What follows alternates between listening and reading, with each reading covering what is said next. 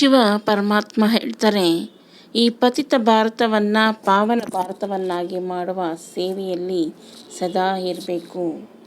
ಗೃಹಸ್ಥ ವ್ಯವಹಾರದಲ್ಲಿ ಇರುತ್ತಾ ಯಾವ ಸ್ಮೃತಿಯಲ್ಲಿ ಇರಬೇಕು, ಅದು ಬಹಳ ಅವಶ್ಯಕತೆ ಅಂತ ಆ ಪ್ರಶ್ನೆಗೆ ಉತ್ತರ ಹೇಳ್ತಾರೆ.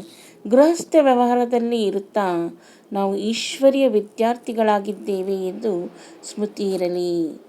ವಿದ್ಯಾರ್ಥಿಗಳಿಗೆ ವಿದ್ಯೆ ಮತ್ತು ಶಿಕ್ಷಕರು ಸದಾ ನೆನಪಿನಲ್ಲಿರ್ತಾರೆ. ಅವರು ಎಂದೂ ಹುಡುಗಾಟಿಕೆಯಲ್ಲಿ ತಮ್ಮ ಸಮಯವನ್ನು ವ್ಯರ್ಥ ಮಾಡೋದಿಲ್ಲ. ಅವರಿಗೆ ಸಮಯದ ಬಗ್ಗೆ ಬಹಳ ಎಚ್ಚರಿಕೆ ಇರುತ್ತದೆ.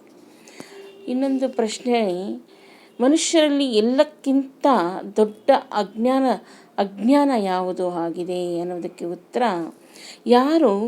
ಯಾರ ಪೂಜೆಯನ್ನು ಮಾಡುತ್ತಾರೆ ಅವರು ನಾಮ ರೂಪದಿಂದ ದೂರ ಇದ್ದಾರೆ ಎಂದು ಹೇಳ್ತಾರೆ. ಇದು ಎಲ್ಲಕ್ಕಿಂತ ದೊಡ್ಡ ಅಜ್ಞಾನವಾಗಿದೆ. ಮಂದಿರಗಳನ್ನು ಮಾಡಿ ಪೂಜಿಸುತ್ತಾರೆ, ಕರೆಯುತ್ತಾರೆ. ಅವರು ಹೇಗೆ ನಾಮರೂಪದಿಂದ ಭಿನ್ನವಾಗಲು ಸಾಧ್ಯ? ನೀವು ಎಲ್ಲರಿಗೂ ಪರಮಾತ್ಮನ ಸತ್ಯ ಪರಿಚಯವನ್ನು ಕೊಡಬೇಕು ಅಂತಾರೆ ಬಾಬಾ. ಭಕ್ತರು ಪರಮಾತ್ಮನನ್ನು ಕರೀತಾರೆ, ಹೇ ಪರಮಾತ್ಮ, ರಕ್ಷಣೆ ಮಾಡು, ಶಾಂತಿಯನ್ನು ಕೊಡು ಎಂದು ಪ್ರಪಂಚದವರು ಕೂಗುತ್ತಾರೆ. ತಂದೆಯ ವಿನಃ ಯಾರೂ ಶಾಂತಿಯನ್ನು ಕೊಡಲು ಸಾಧ್ಯವೇ ಇಲ್ಲ. ತಂದೆಯಂತೂ ಬರಲೇಬೇಕಾಗುತ್ತದೆ. ಅವರನ್ನು ಭಕ್ತರು ರಕ್ಷಕ ಎಂದು ಗಾಯನ ಮಾಡಲಾಗುತ್ತದೆ. ಜೀವನ್ಮುಕ್ತಿಯನ್ನು ಕೊಡಿ, ಶಾಂತಿಯನ್ನು ಕೊಡಿ, ಮುಕ್ತರನ್ನಾಗಿ ಮಾಡಿ ಎಂದು ಕೇಳುತ್ತಾರೆ ಭಕ್ತರು.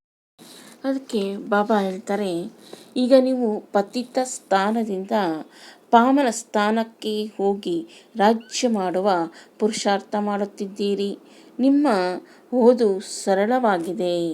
ತಂದೆ ಮತ್ತು ಆಸ್ತಿಯನ್ನು ನೆನಪು ಮಾಡುವುದು ನನ್ನೊಬ್ಬನನ್ನೇ ನೆನಪು ಮಾಡಿದ್ದೇ ಆದರೆ ನಿಮ್ಮ ವಿಕರ್ಮಗಳು ವಿನಾಶ ಆಗುತ್ತೆ ಅಂತಾರೆ ಬಾಬಾ. ನನ್ನನ್ನು ನೆನಪು ಮಾಡಿ ಮತ್ತು ವಿಷ್ಣುಪುರಿಯ ರಾಜಧಾನಿಯನ್ನು ನೆನಪು ಮಾಡಿ ಎಂದು ತಂದೆಯು ಹೇಳುತ್ತಾರೆ. ಪ್ರವೃತ್ತಿ ಮಾರ್ಗವಾದ ಕಾರಣ ವಿಷ್ಣುವಿನ ಹೆಸರನ್ನು ತೆಗೆದುಕೊಳ್ಳಲಾಗುತ್ತದೆ. ಶಿವನ ಸ್ಥಾನ ಶ್ರೇಷ್ಠಾತಿ ಶ್ರೇಷ್ಠವಾಗಿದೆ. ಹೆಸರು ಶ್ರೇಷ್ಠವಾಗಿದೆ. ಅವರ ಮಹಿಮೆಯೂ ಶ್ರೇಷ್ಠಾತಿ ಶ್ರೇಷ್ಠವಾಗಿದೆ. ಅವರು ಬರುವುದೂ ಸಹ ಭಾರತದಲ್ಲಿಯೇ. ಆದ್ದರಿಂದ ಇಲ್ಲಿಯೇ ನೆನಪಾರ್ಥವನ್ನು ಮಾಡಲಾಗಿದೆ, ಮಂದಿರಗಳನ್ನು ಕಟ್ಟಲಾಗಿದೆ. ಯಾರ ನಾಮ ರೂಪ ಇರುವುದೇ ಇಲ್ಲ ಅಂತಹ ವಸ್ತು ಎಲ್ಲಿಂದ ಬರುತ್ತದೆ? ಅವರನ್ನು ಹೇಗೆ ಪೂಜಿಸಲಾಗುತ್ತದೆ? ಇದು ಸಹ ತಪ್ಪಲ್ಲವೇ? ಪರಮಾತ್ಮನನ್ನು ನಾಮರೂಪದಿಂದ ನ್ಯಾರ ಎಂದು ಹೇಳುವುದು ಅಜ್ಞಾನವಾಗಿದೆ. ಶಿವರಾತ್ರಿಯನ್ನು ಭಾರತದಲ್ಲಿಯೇ ಆಚರಿಸುತ್ತಾರೆ ಅಲ್ಲವೇ? ಭಾರತವೇ ಪ್ರಾಚೀನದಲ್ಲಿ ಸತ್ಯುಗವಾಗಿತ್ತು, ಈಗ ಇಲ್ಲ ಅಂದಾಗ ಸತ್ಯುಗವನ್ನು ಅವಶ್ಯವಾಗಿ ತಂದೆಯೇ ಸ್ಥಾಪನೆ ಮಾಡಬೇಕು ಅಲ್ಲವೇ? ನಂತರ ದುಃಖವನ್ನು ಯಾರು ಕೊಡುತ್ತಾರೆ? ಅದು ಯಾವಾಗಿನಿಂದ ಪ್ರಾರಂಭವಾಯಿತು? ಇದು ಯಾರಿಗೂ ತಿಳಿದಿಲ್ಲ. ತಂದೆ ಕುಳಿತು ನಾವು ಮಕ್ಕಳಿಗೆ ತಿಳಿಸುತ್ತಿದ್ದಾರೆ. ಭಕ್ತರು ಭಗವಂತನನ್ನ ಆಸ್ತಿಯನ್ನು ಪಡೆಯಲು ನೆನಪು ಮಾಡುತ್ತಾರೆ. ಭಗವಂತ ಪತಿತ ಪಾವನ ಸದ್ಗತಿದಾತನಾಗಿದ್ದಾನೆ. ನರನಿಂದ ನಾರಾಯಣನನ್ನಾಗಿ ಮಾಡುವಂಥವರು ಮತ್ತೆ ಯಾರೂ ಮಾಡಲು ಸಾಧ್ಯವಿಲ್ಲ.